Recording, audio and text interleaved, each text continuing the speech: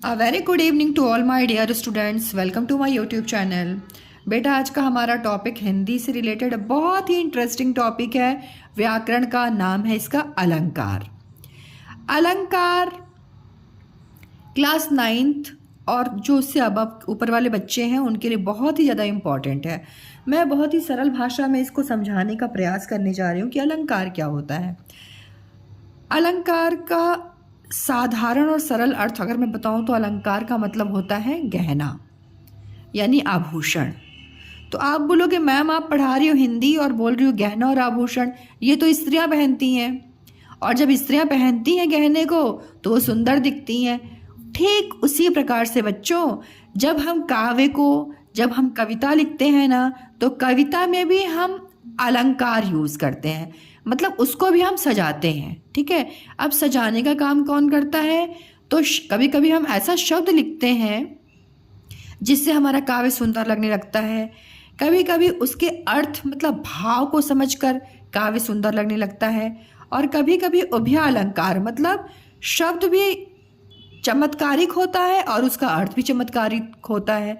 तो कभी कभी दोनों के मेल से हमारा अलंकार और ज़्यादा अच्छा लगने लगता है। ठीक है, तो समझ पा रहे हो आप? अलंकार को हम काव्य में यूज़ करते हैं कि उसमें चमत्कार उत्पन्न हो, मतलब वो पढ़ने वाले को और सुनने वाले को, दोनों को उसको सुनने में या पढ़ रहा है तो पढ़ने में उनको बहुत आनंद आए। ठीक है, अब देखिए इनका अगर मैं परिभाषा लिखूं, परिभाषा मीन्स होती है डेफिनेशन। ठीक है, तो यहाँ पे देखिए लिखा हुआ है अलंकारोक्ति इति अलंकारा, अर्थात जो अलंकृत यानी सुशोभित करे उसे अलंकार कहते हैं। ठीक है, ये क्या भाषा है? ये मैंने इसलिए लिखा है ना कि आप बड़ी क्लास में हो तो आप जरूर इसको लर्न कर लो। अलंकारोक्ति इति अलंकारा, जो अलंकृत है उसी को हम अलंकार कहते हैं। ठीक है, अब आचार्य दंडी के अनुसार, आचार्य दंडी ने क्या कहा? काव्य शोभा करान धर्मान अलंकारान प्रच्छते, अर्थात काव्य की शोभा बढ़ाने वाले तत्व अलंकार कहलाते हैं। सुपर लिखा है, बहुत ही अच्छा लिखा है।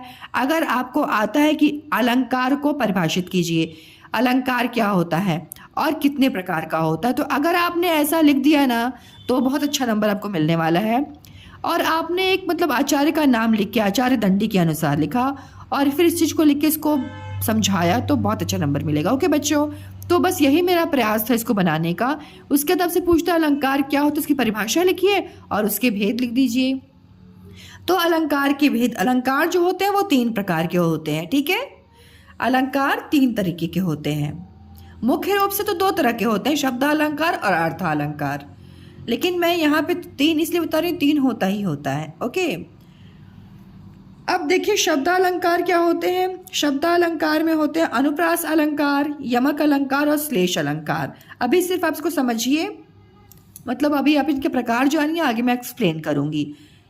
शब्दालंकार मीन्स जहां पे शब्द के माध्यम से काव्य में मीन्स कविता में चमत्कार उत्पन्न हो, उसको हम बोलते हैं शब्दालंकार। ओके, शब्दालंकार के 3 भेद होते हैं, अनुप्रास अलंकार, यमक अलंकार और श्लेष अलंकार।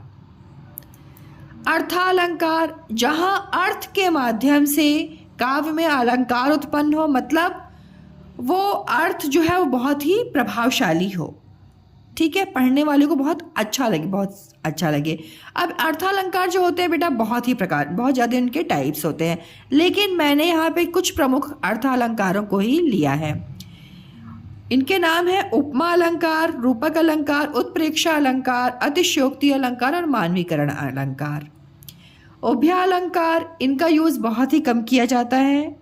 संसृष्टि अलंकार और संस्कर अलंकार। अब आपने भेद समझ लिया, लेकिन आपको अगर पूछता है अलंकार के प्रमुख भेद क्या है, तो अलंकार के प्रमुख 2 ही भेद होते हैं, शब्दालंकार और अर्था अलंकार। ठीक है, अब हम शब्दालंकार का जो अनुप्रास अलंकार, तो शब्दालंकार की जो ये 3 भेद है ना, उनके बारे में विस्तार से जानेंगे। शब्दालंकार के भेद।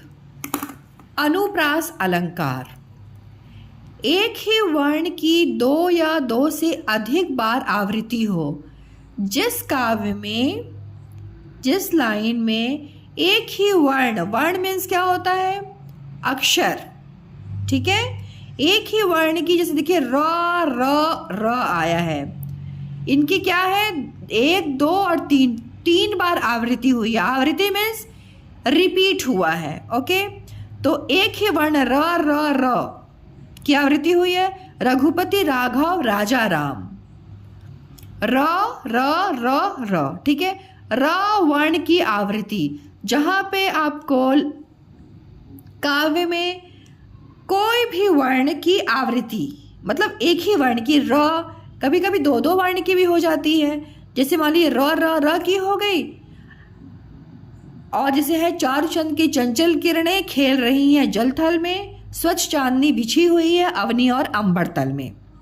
ओके बच्चों, तो स्वच्छ चांदनी बिछी हुई, अब देखो जो ये वाक्य है मैंने यहाँ पे लिखा नहीं है क्योंकि बहुत लंबा हो जाता, लेकिन वहाँ पे है ना, चारुचंद की चंचल किरणें खेल रही हैं जल थल में, तो चारुचंद की चंचल किरणें, च आया है ना वर्ण, तो इसी को बोलते हैं अनुप्रास अलंकार। ओके, यमक अलंकार क्या होता है, जहाँ एक ही शब्द, अब यहाँ पे अनुप्रास अलंकार में वर्ण की आवृत्ति होती है।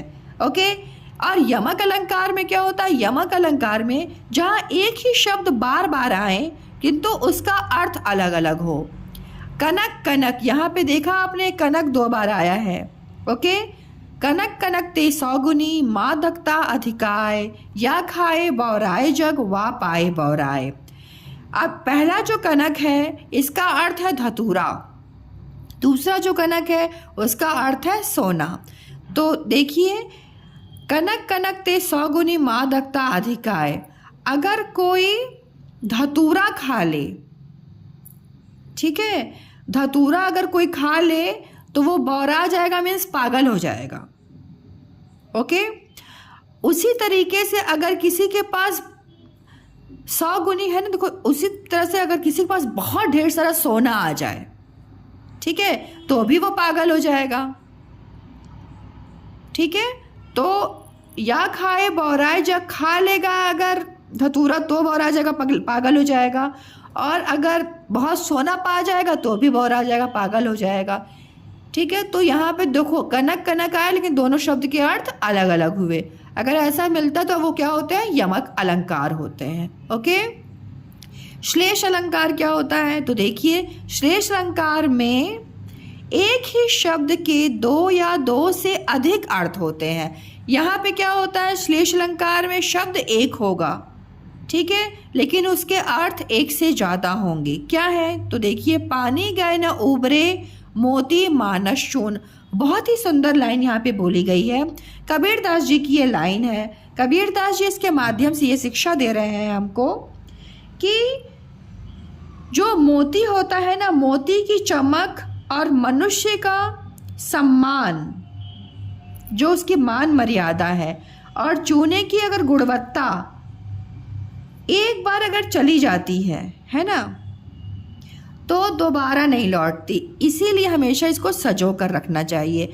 तो पानी गए न उबरे, मोती पर अगर पानी फिर जाए तो वो मोती खराब हो जाता है। मनुष्य के चरित्र पर अगर पानी फिर जाए, मतलब उसका आत्मसम्मान खत्म हो जाए, तो भी वो आत्मसम्मान वापस नहीं पा सकता। ठीक है, पानी अगर पड़ गया उसके आत्मसम्मान पे, और चूने पर अगर पानी पड़ जाए तो भी चूना का कोई उपयोग नहीं रह जाएगा। इसलिए जो मोती है और मनुष्य का चरित्र है और चूना, इनको ना बहुत ही अच्छे से सजो करके रखना चाहिए, क्योंकि एक बार अगर ये नष्ट हो गए, इन पे पानी फिर गया, नष्ट हो गए, तो वापस से ये वापस अपना मूल्य जो इनका है मतलब जो इनकी इम्पोर्टेंस है, ये वापस से नहीं पाते। ठीक है, तो यहाँ पानी के 3 अर्थ हैं। पहला का अर्थ है कांति, मोती की चमक खत्म हो जाती है। मनुष्य की अगर चरित्र पे पानी फिर जाए तो उसका आत्मसम्मान खत्म हो जाता है, और चूना पे अगर पानी जल फिर जाए तो फिर वो किसी काम का नहीं रह जाता, उसका यूज़ खत्म हो जाता है। ठीक है, आपको समझ में आ गया। यहाँ यह एक पानी है लेकिन पानी का इनके लिए अलग अलग अर्थ है। ओके, तो एक बार वापस से मैं रिपीट करती हूँ, थोड़ा फास्ट करूँगी, ध्यान दीजिएगा। अनुप्रास अलंकार में क्या होता है? वर्ण की आवृत्ति होती है। ओके, र वर्ण की आवृत्ति हुई है। यमक अलंकार में शब्द अलग अलग होते हैं लेकिन उन शब्द एक होते हैं लेकिन उनके अर्थ अलग अलग होते हैं, उनको हम बोलते हैं यमक अलंकार। श्लेष अलंकार में क्या होता है? शब्द एक ही होता है लेकिन उसके अर्थ एक से ज़्यादा होते हैं, उनको हम बोलते हैं श्लेष अलंकार। अब देखिए जो सेकंड है, दूसरा भेद है उसका अर्थालंकार। अर्थालंकार का मतलब ये होता है कि शब्द में जो अर्थ होता है ना, मतलब उससे जो भाव उत्पन्न होता है उसको हम बोलते हैं अर्थालंकार। इसके भेद तो बहुत ज़्यादा होते हैं लेकिन जो इम्पोर्टेंट भेद है उसी को मैंने यहाँ पे समझाने का प्रयास किया है। पहला है उपमा अलंकार। उपमा अलंकार की अक्सर आपसे परिभाषा पूछी जाती है और बोला जाता है एक उदाहरण दीजिए और उसको स्पष्ट कीजिए। तो मैंने बहुत अच्छे से लिखा है, यहाँ पे ध्यान दीजिए। जहाँ गुण या क्रिया के आधार पर उपमेय की तुलना उपमान से की जाती है वहाँ उपमा अलंकार होता है। साधारण भाषा में समझिए, हरिपद कोमल कमल से। हरि का पद, विष्णु का जो पैर है वो कैसा है? कमल के जैसा कोमल है ना। अब ये आप थोड़ा सा आप ध्यान दीजिएगा, ये जो यहाँ पे आया है उपमेय और उपमान। उपमेय क्या होता है? उपमेय होता है जिसकी तुलना की जाए। सिंपल समझिए, इसका मतलब होता है जो प्रस्तुत है। ठीक है, जो क्या है? प्रस्तुत है, उसको हम बोलते हैं उपमेय अलंकार। ठीक है, उपमान क्या होता है? जो अप्रस्तुत है। उपमान क्या होता है बेटा? जो अप्रस्तुत है, अप्रस्तुत। ओके, तो इनको हम क्या बोलते हैं? उपमान अलंकार। ये बहुत ही इंपॉर्टेंट है, बच्चे याद कर लेते हैं कि उपमेय जहाँ गुण या क्रिया के आधार पर उपमेय की तुलना उपमान से की जाती है, लेकिन कोई ये समझ में नहीं आता कि उपमेय होता क्या है। तो आप याद रखिए, उपमेय मतलब जो चीज़ प्रस्तुत है, जो आपके मतलब जिसकी तुलना की जा रही है। ठीक है, जिसकी तुलना की जा रही है, जो प्रस्तुत है। उपमान क्या होता है? अप्रस्तुत, जिससे तुलना की जाती है, वो प्रस्तुत है नहीं, उससे हम तुलना कर रहे हैं, वहाँ उपमा अलंकार होता है। तो आपने समझा, जहाँ किसी गुण या किसी काम के आधार पर जो उपमेय होता है उसकी उपमान से तुलना की जाती है, वहाँ उपमा अलंकार होता है। जैसे विष्णु का पैर, हरि का जो पद है वो कोमल कैसे है? जैसे कमल कोमल होता है। तो हरि पद उपमेय है, मतलब हरि का पद जो है वो प्रस्तुत है, कि तुलना किससे की जा रही है? कमल से। कमल की कोमलता के कारण की गई है, कि कमल इतना कोमल होता है, वैसे ही हरि का पैर है। तो उपमा अलंकार इसी को बोलते हैं। ठीक है बेटा, उपमा अलंकार के 4 भेद होते हैं। उपमेय मैंने आपको समझा दिया, जिसकी तुलना की जाती है, हरिपद उपमेय हो गया। उपमान, जिससे तुलना की जाए, कमल। साधारण धर्म, उपमेय और उपमान में गुण विशेषता। ठीक है, तो साधारण धर्म क्या हो गया यहाँ पे? कोमल, कोमलता है। ठीक है, वाचक शब्द, समानता वाचक शब्द, सी, से, सम, जो, सा आदि, रूप गुण की समानता। अब यहाँ पे से है ना, कमल से, तो जो ये से है ये है वाचक शब्द। आगे समझ में? इसमें हरिपद क्या है? हरि का पद उपमेय है। उपमान क्या है? किससे तुलना की जा रही है? कमल से, तो कमल है। साधारण धर्म क्या विशेषता है? कोमलता, कोमलता साधारण धर्म है। और वाचक से है, ये आपको एग्जाम में पूछता है, ऐसे दे देगा और पूछेगा बताओ यहाँ पे उपमेय कहाँ है, उपमान कहाँ है, साधारण धर्म कहाँ वाचक है। तो कंपटीशन के हिसाब से ही क्वेश्चन मैंने बनाया हुआ है कि आपको बिल्कुल समझ में आ जाए। ठीक है, उपमा अलंकार, उपमा अलंकार की 4 भेद होते हैं। ओके बच्चों, अब आते हैं हम रूपक अलंकार पे। ये इसी के भेद हैं। अब हम रूपक अलंकार। रूपक अलंकार काव्य में जहाँ उपमेय में उपमान का अभेद आरोप होता है वहाँ रूपक अलंकार होता है।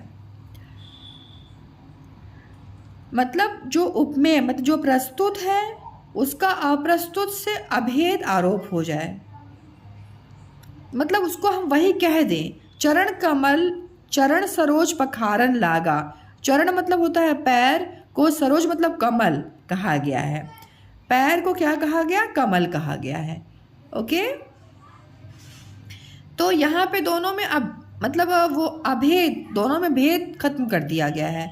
रूपक अलंकार में क्या होता है, उपमेय जो प्रस्तुत होता है उसका प्रस्तुत से आरोप होता है, मतलब चरण को कमल ही मान लिया जाता है। ठीक है, मान लिया गया। इस टाइप में इसमें क्या होता है, रूपक अलंकार होता है। तो आपको समझ में आ गया उपमा में और रूपक में डिफरेंस। यहाँ पे कहा जाता है और यहाँ पे रूपक में मान लिया जाता है एकदम पक्का कि जो चरण है, चरण सरोज पखारन लागा, जो चरण है वो सरोज मतलब कमल कहा गया है उसको। ओके, नेक्स्ट देखिए उत्प्रेक्षा अलंकार। ये बहुत ही आसान होता है। काव्य में जहाँ उपमेय में उपमान की संभावना व्यक्त की जाए वहाँ उत्प्रेक्षा अलंकार होता है। जैसे मानो झूम रहे हैं तरु भी मंद पवन के झोंकों से, उत्प्रेक्षा में माना जाता है, असली में ऐसा होता नहीं है। ठीक है, तो यहाँ देखिए वाचक शब्द में लिखा हुआ है जनु जानो मनु मानो मानहूँ।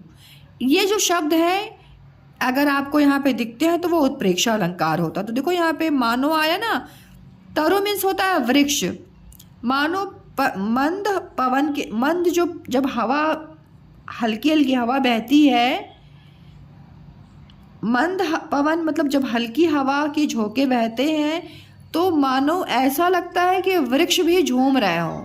अब झूमने का काम कौन करता है, मनुष्य करते हैं। ठीक है, लेकिन यहाँ पे तरु वृक्ष को भी बोला जा रहा है कि वो भी जैसे झूम रहा हो, ऐसा लग रहा है। तो यहाँ पे मानो आ गया ना, जहाँ पे भी आपको काव्य में जनु जानो मनु मानो मानहूँ आए तो आप समझ जाना वहाँ पे उत्प्रेक्षा अलंकार है। शीतल हवा के बहने से वृक्ष नाच रहे हैं। अब अतिशयोक्ति अलंकार। अति का मतलब क्या होता है, ज्यादा। उक्ति, अति उक्ति मतलब उक्ति जो बात है ना उसको बहुत बढ़ा चढ़ा कर बोलना। अतिशयोक्ति का अर्थ है किसी बात को बढ़ा चढ़ा कर कहना। जब काव्य यानी कविता में कोई बात बहुत बढ़ा चढ़ा कर कही जाती है तो वहाँ अतिशयोक्ति अलंकार होता है। जैसे देखिए लिखा हुआ है लहरें व्योम चूमती उठती। लहर देखा है, समुद्र की लहर होती है, तो जब वो उठती है, लहरें उठती हैं तो जैसे ऐसा लगता है जैसे व्योम मीन्स आकाश को वो चूम लेंगी। तो क्या ऐसा कभी पॉसिबल है, हो ही नहीं सकता। होती है लहर ऊंची लेकिन वो आकाश को नहीं छू सकती। तो यहाँ लहरों को आकाश चूमता हुआ दिखाकर अतिशयोक्ति का विधान किया गया है। एक बहुत ही सुंदर लाइन है रामचरितमानस में कि हनुमान की पूंछ में लगन न पाई आग, लंका सारी जर गई गए निशाचर भाग।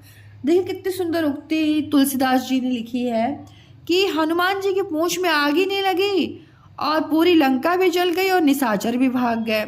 तो ऐसा हो सकता है क्या, हो ही नहीं सकता। मतलब हनुमान जी की प्रशंसा करने में ये बात बोली गई है। ठीक है बेटा, तो ऐसा बढ़ा चढ़ा के बात बोली जा रही है। तो जहाँ पे आपको ऐसा दिखे कि बात को बहुत बढ़ा चढ़ा कर बोला जा रहा है, ऐसा होता तो नहीं है, तो वहाँ पे होते अतिशयोक्ति अलंकार। ओके, यहाँ लहरों को आकाश चूमता हुआ दिखाकर अतिशयोक्ति का विधान किया गया है।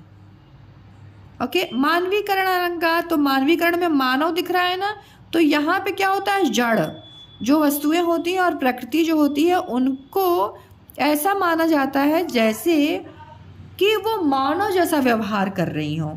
जहाँ जड़ वस्तुओं या प्रकृति पर मानवीय चेष्टाओं का आरोप किया जाता है वहाँ मानवीकरण अलंकार होता है। जैसे फूल हंसे कलियां मुस्काई। फूल क्या कर रहा है, हंस रहा है, और कली जो है वो मुस्कुरा रही है। ये दोनों क्रियाएं किसकी हैं, मनुष्य की है ना। असली थोड़ी ना फूल हंसता है या कली मुस्कुराती है। तो इसलिए क्योंकि मानव ही हंसता है और मानव ही मुस्कुराता है, इसलिए ये मानवीकरण अलंकार है। ठीक है, यहाँ फूलों का हंसना, कलियों का मुस्काना मानवीय चेष्टा है, इसलिए यहाँ पे मानवीकरण अलंकार है। अब जो ये मैंने आपको समझाया ना अलंकार के भेद, इसकी बहुत ही अच्छी कविता है, मैं अब आपको वो सुनाती हूँ। तो बच्चों देखिए, अलंकार पर कविता। अब जैसे मैंने आपको समझाया तो ये जो कविता है इसके माध्यम से ना आपको बहुत अच्छे से समझ में आ जाने वाला है। मतलब एक तरह से समरी है ये इस चीज़ की कविता में, ठीक है, जो मैंने आपको पहले समझाया हुआ है। देखिए लिखा हुआ, बार बार एक वर्ण जो आए अनुप्रास की भाषा। अगर एक ही वर्ण मतलब अक्षर बार बार आता है तो उसको हम क्या बोलते हैं, अनुप्रास बोलते हैं, ठीक है। और यमक में जोड़ा आकर अलग अर्थ दर्शाता। और यमक अलंकार में एक ही शब्द दो बार आते हैं और उनके अर्थ अलग अलग होते हैं। तो ऐसा आपको अगर दिखता है कहीं पे तो वो क्या होगा, यमक अलंकार होगा। और श्लेष में एक शब्द के अर्थ अनेकों भाई। और जो श्लेष अलंकार होता है उसमें शब्द एक होता है लेकिन उसके अर्थ अलग अलग होते हैं। अतिशयोक्ति में बढ़ा चढ़ा कर छोटी बात बताई। बात बहुत छोटी सी होती है लेकिन उसमें अतिशयोक्ति मतलब जो उक्ति होती है, जो बात होती है उसमें अति लगा दी जाती है, मतलब बहुत ही बढ़ा चढ़ा कर बात बोली जाती है, तो उसको हम बोलते हैं अतिशयोक्ति। चरण कमल एक रूप मानकर रूपक की परिभाषा। रूपक अलंकार क्या होता है, रूपक अलंकार में पैर को ही कमल मान लिया जाता है, दोनों को एक ही मान लिया जाता है, ठीक है, कि चरण कैसा है, कमल जैसा है, कमल है, ठीक है। चरण कमल एक रूप मानकर रूपक पर में यही होता है कि चरण को ही कमल मान लिया जाता है, ठीक है। सासी से सम सरिस मान लो उपमा की जो की आशा। अब आपको अगर आप पढ़ रहे हैं कविता, उसमें सा सी से सम सरिस अगर इस टाइप के शब्द आते हैं तो उसको आप उपमा मान लीजिए। इसमें क्या होता है, जो उपमेय अलंकार होता है वो प्रस्तुत और उपमान अप्रस्तुत होता है, ठीक है। तो उसमें हम क्या बोलते हैं, हम मान लेते हैं कि उपमा अलंकार है। उत्प्रेक्षा संकेत समझ लो मनु मानो जनु जानो। उत्प्रेक्षा अलंकार में क्या होता है, अब मनु मानो जनु जानो शब्द आएगा तो वो उत्प्रेक्षा अलंकार होता है, ठीक है, उसको बोलते हैं उत्प्रेक्षा अलंकार। दो चीजों में भ्रम पैदा हो भ्रांतिमान पहचानो। अगर दो शब्द हों और उनमें भ्रांति हो, भ्रम उत्पन्न हो कि वो है कि नहीं है, इस टाइप का अगर हो वाक्य मतलब काव्य की लाइन, तो उसमें उसको हम क्या बोलेंगे, वो भ्रांतिमान अलंकार है। तो इस मतलब जो अलंकार की ये कविता है, इस माध्यम से ना आपको अलंकार पहचानना बहुत ज़्यादा इजी हो जाएगा। आई होप बच्चों मैंने जो ये वीडियो बनाई आपके लिए मतलब उपयोगी हो, और उपयोगी अगर होती है, आपको लगता है कि हाँ थोड़ी सी भी मतलब जो भी मैंने थोड़ी भी मेहनत की है आपके लिए, आपको अगर समझ में आता है ना, तो आप प्लीज़ अपने फ्रेंड्स जो आपके क्लासमेट्स हैं ना उनके साथ शेयर कीजिए कि आपके साथ उनकी भी हेल्प हो। ये वीडियोस मैं बना ही इसलिए रही हूँ कि मैं आप तक पहुँच पाऊँ अपनी जो भी मुझको थोड़ा बहुत समझ में आता है, ठीक है। तो बस आपको ये वीडियो कैसी लगी ज़रूर बताइएगा, और बस हंसते रहिए, मुस्कुराते रहिए, मेरी वीडियोस को देखते रहिए। Thank you so much. और सब्सक्राइब नहीं किया तो सब्सक्राइब भी कर लीजिए, एंड अब मैसेज ज़रूर किया कीजिए, मुझे मैसेज पढ़ना बहुत अच्छा लगता है। मैं कैसे अपना और बेस्ट कर सकती हूँ इस चीज़ को ज़रूर बताइए। So thank you so much बच्चों, मिलते हैं एक नए वीडियो के साथ।